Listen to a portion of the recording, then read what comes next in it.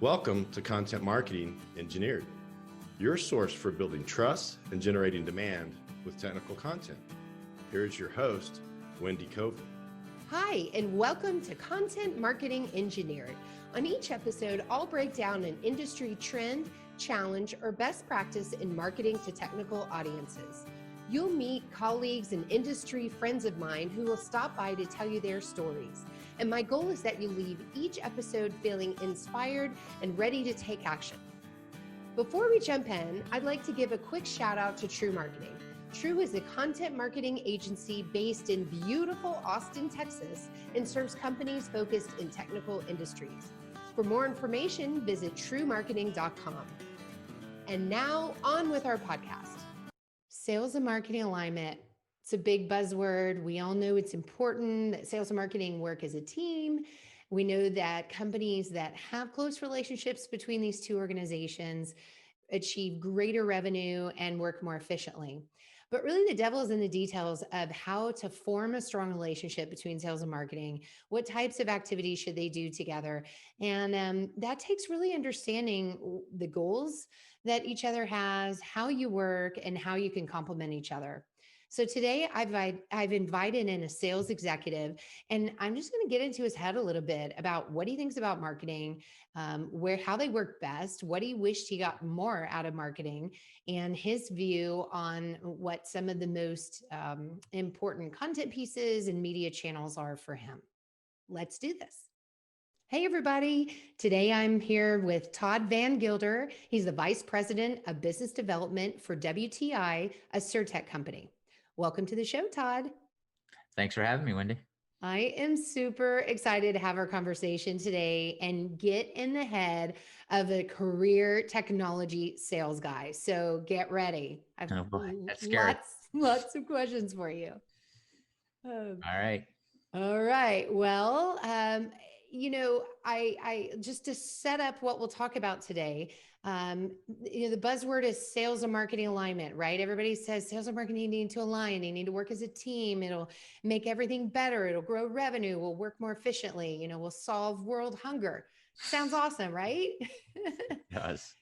So in reality, though, a lot of companies struggle with this. They struggle with how to understand each other's goals, how to seek alignment, how to add the most value. So I'm just going to ask you a bunch of questions related to what you think of marketing and where you find value and just kind of get in your head about this, if you will. That sounds great. Okay. Well, let's start with it. Hopefully this will be a softball question. How does marketing make your job easier as a technical sales leader? Well, I think having some pre-established credibility with the people that I go to talk to is very helpful, right? So through our website and the content and collateral that we put there, if I'm going to have a meeting with a customer, it's not cold. They've already warmed it up for me. They've probably been to my website, just like as sellers, we go to their website and their LinkedIn profiles. I'm going to assume that they've went to mine. And so I'm not walking in the room as a total unknown, right?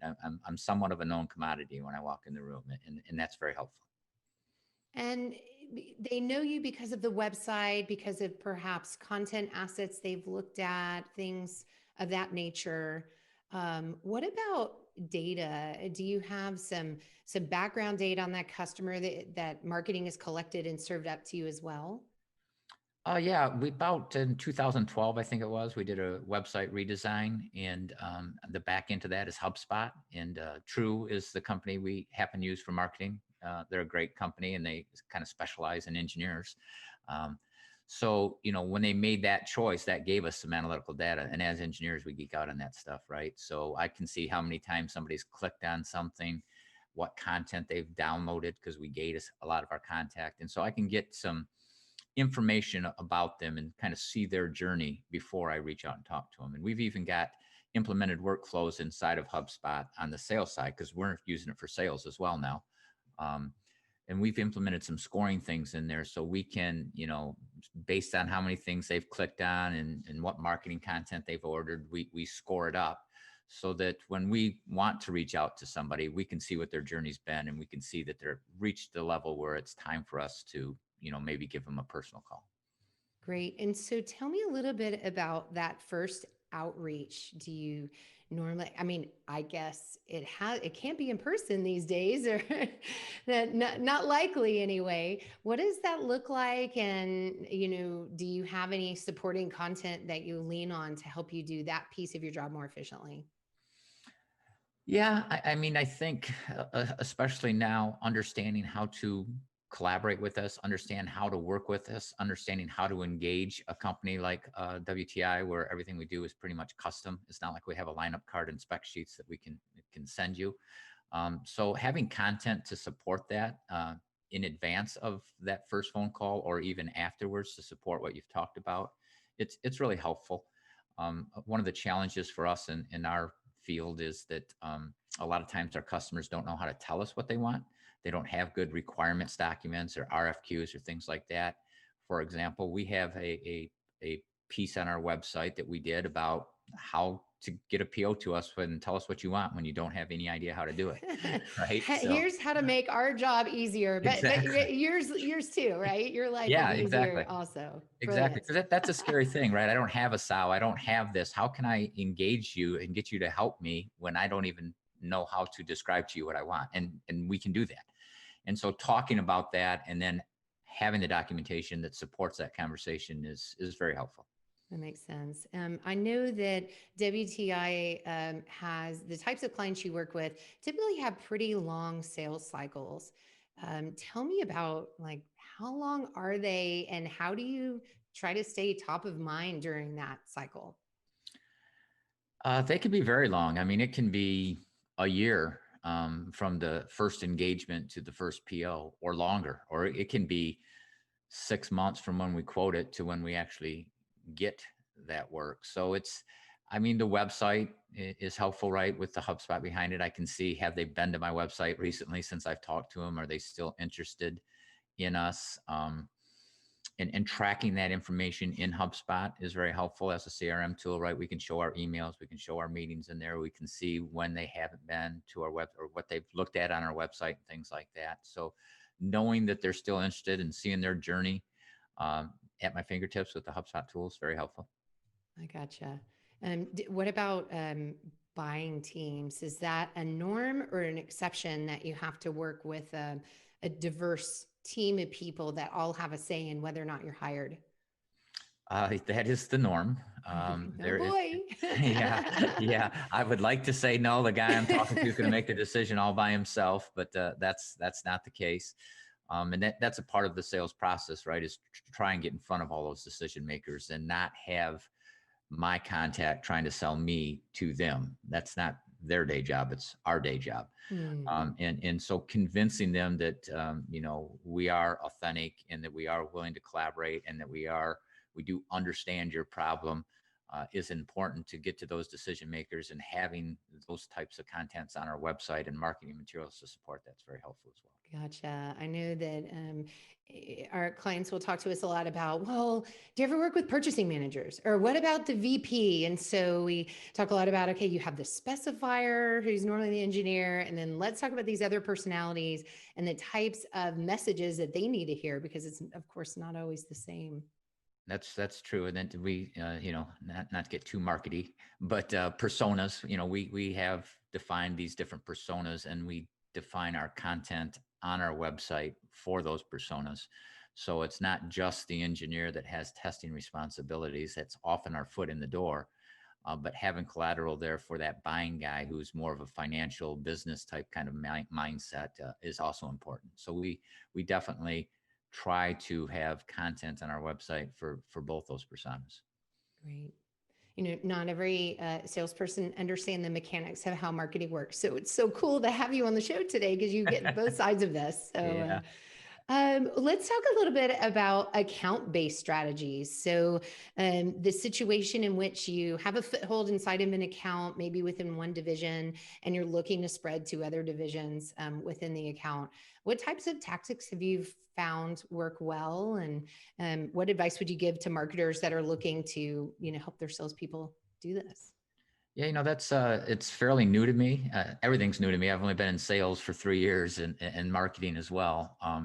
But this whole idea of account-based marketing, I think is kind of the place where I think marketing and sales, from what I've seen, can sometimes be a, we, or not a we, a them and I type kind of coexistence. And it's strange to me because both people have the same job to bring revenue into the company at the end of the day. And so working together, we is a better strategy. And I think account-based marketing is a great example of where sales and marketing really can come together. Deciding as a seller that I want to get more business out of that account is a different story than creating collateral and marketing to the careabouts of that account. And getting that collateral to them in a targeted and specific way is a really good place for sales and marketing to collaborate. And not to keep saying the word HubSpot, but they've recently added account-based marketing tools to their offerings, and we're taking advantage of them. Great. The new way is revenue teams instead of like account-based marketing or whatever. It's shared revenue goals. I think you said it well. It's intuitive to you. Yeah. Where does marketing need to butt out? Where are they detrimental? I'm afraid to ask this question since you've already mentioned you're working with my company, but let's just go there, Todd. I don't know what you're going to say, but no, honestly, and it doesn't happen to us in our business that often, but but I mean, sometimes, a marketing leading the way, to me, that's kind of the tail wagging the dog if marketing's leading the way. I want marketing to support what my company wants to sell. I don't want to sell what marketing thinks they can market. And so if marketing is trying to tell me what I need to sell, then I have a problem with it. I want them to understand what it is that we are offering as a company and what my challenges as a seller are, so that you can help me accomplish my goals. That's the way I feel it should be. Or not me, so that we can accomplish our goals, because it's revenue at the end of the day. Yeah, it's revenue at the end of the day.